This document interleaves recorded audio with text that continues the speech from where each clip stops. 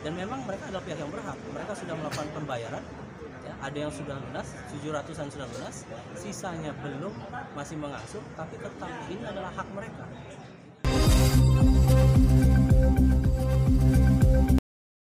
Sidang rapat pencocokan piutang PT Multikarya Utama Abadi di Pengadilan Negeri Jakarta Pusat.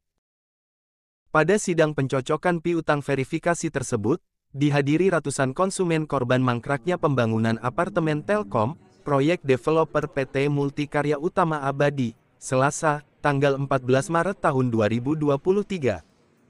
Konsumen yang kebanyakan dari keluarga mahasiswa dan mahasiswi Fakultas Telkom ini pun membeli apartemen Bandung Technoplex Living dengan unit yang beragam, antara 1 sampai dengan 5 unit per investor.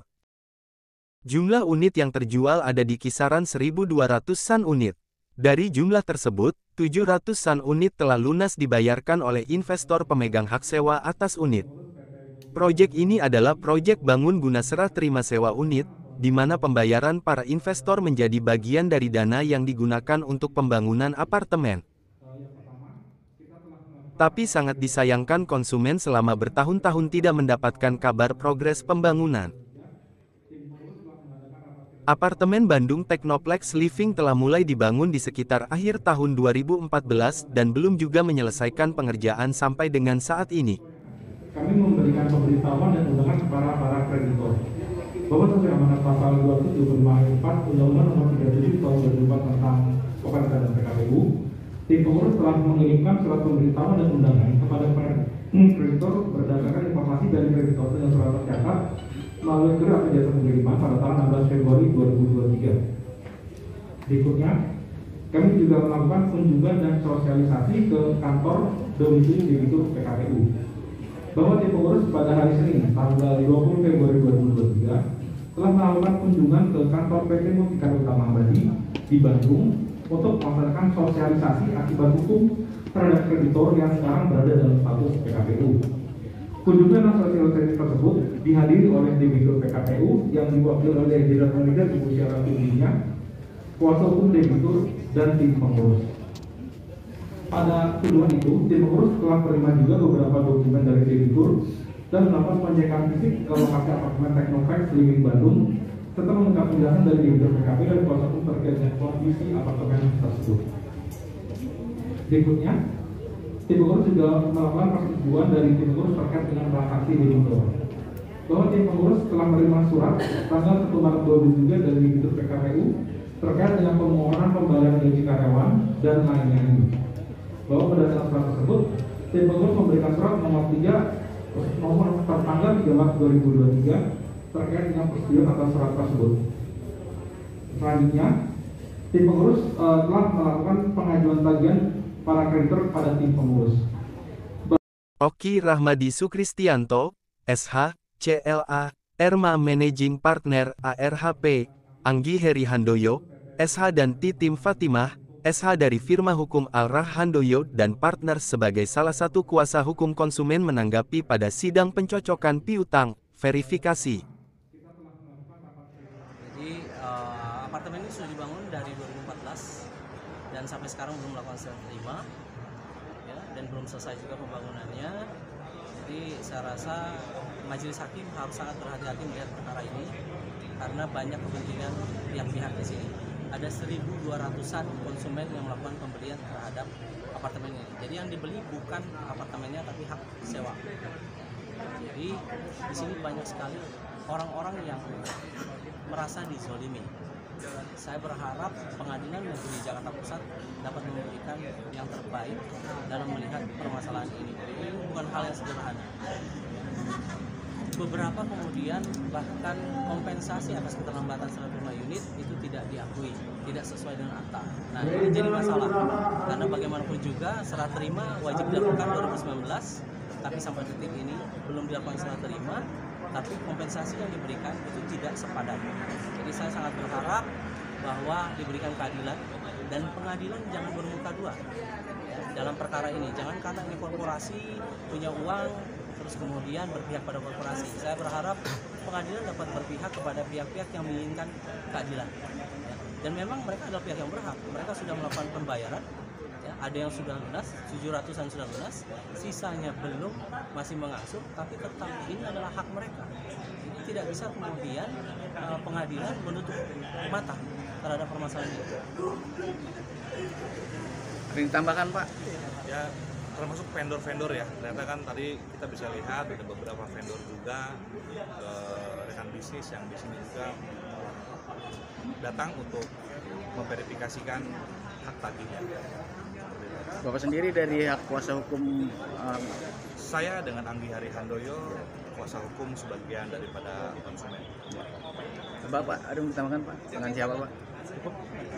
Untuk kerugiannya kalau boleh tahu berapa Pak? Tadi kalau untuk yang didaftarkan ya, piutang yang didaftarkan sekitar 450 miliar lebih. Tapi itu baru dari sebagian besar konsumen, karena belum semua konsumen terjangkau. Kalau dalam PKPU, pengurus itu hanya wajib untuk kemudian melakukan pengumuman melalui dua media, itu sebanyak 2 media. Jadi saya rasa belum efisien untuk kemudian menjangkau konsumen-konsumen lainnya yang belum mendaftarkan piutangnya. Untuk penyelesaian sendiri Pak, untuk tahap ini Pak, tahap sidang ini bagaimana tanggapannya Pak? Apakah sudah sesuai? Apakah masih sangat jauh dari Sangat jauh, Harapan. sangat jauh dari harapan kami, karena ya pengadilan masih membiarkan pihak-pihak ini, pihak debitur ya, untuk kemudian berlaku semaunya. Direktur dari debitor kemudian datang terlambat, ya. Sedangkan pada saat rapat kreditor sebelumnya juga tidak hadir, ya. Kemudian di dalam praverifikasi itu tidak mengakui klausul di dalam perjanjian. Nah, ini saya rasa harus kemudian diluruskan oleh majelis hakim, karena di sini ada banyak sekali korban, dan kita lihat pada tanggal 16 nanti akan diajukan proposal perdamaian. Kita lihat bagaimana pola pembayarannya, jangan sampai pembayarannya sampai 5 tahun, ya. Jadi sebenarnya masih banyak pihak-pihak yang seharusnya bertanggung jawab di sini. Salah satunya Yayasan Pendidikan Telkom, karena proyek ini adalah proyek bangun guna serah. Proyek bangun guna serah di mana didirikan di atas tanah milik Yayasan Pendidikan Telkom. Jadi mereka juga harus bertanggung jawab terhadap permasalahan ini. Jangan cuma maju sebagai kreditor saja, tapi mereka harus bertanggung jawab karena mereka memiliki bagian penting, ya, dalam kesuksesannya pembangunan apartemen Telkom atau apartemen Bandung Tetoplex Living ini. Seperti itu. Dan yang ingin saya tegaskan kembali, sudah terlalu banyak developer yang kemudian mangkrak, ya, tidak melaksanakan kewajibannya. Saya rasa pemerintah itu wajib mengawasi, ya, dan pemerintah harus menegakkan hukum. Hanya di tangan mereka ini bisa diselesaikan. Harapannya ke depannya Pak? Harapannya dapat diberikan penyelesaian yang layak dan ya sesuai dengan kesepakatan, dan juga melihat unsur keadilan dan waktu yang sudah dikorbankan oleh para kreditor untuk kemudian menunggu. Ini kan berarti kan kalau misalkan mereka mengajukan proposal perdamaian akan menunggu kembali apa kemudian kompensasi yang diberikan kepada kreditor-kreditor ini. Sedangkan dalam verifikasi saja mereka menolak untuk mengakui kompensasi sesuai dengan akta. Beberapa ditolak karena mereka hanya menawarkan 10 juta kompensasi untuk menunggu dari 2019 sampai dengan saat ini. Saya rasa itu sangat tidak masuk akal. Dan pembangunan apartemen 2 tower dari tahun 2014 sampai 2023 belum selesai. Saya rasa ada yang harus dipertanyakan. Kemana uangnya? Jadi pertanyaan kami adalah kemana uangnya? Itu harus dijawab dulu oleh debitor untuk kemudian menjawab keluh kesahnya dan kekhawatiran dari para kreditor. Seperti itu. Seandainya tidak memenuhi keinginan dari konsumen, apa yang dilakukan? Yang pasti kami akan mengajukan ke Pailitan, karena sebenarnya karena ini adalah proyek bangun guna serah oleh 3 pihak, ya, Multikarya Utama Abadi, Yayasan Pendidikan Telkom, dan BTLU, maka satu runtuh apabila kemudian pilot Multikarya sebenarnya tidak ada masalah, Yang masalah itu masih ada 2 lagi yang harus bertanggung jawab, Yayasan Pendidikan Telkom dan juga Bitelio.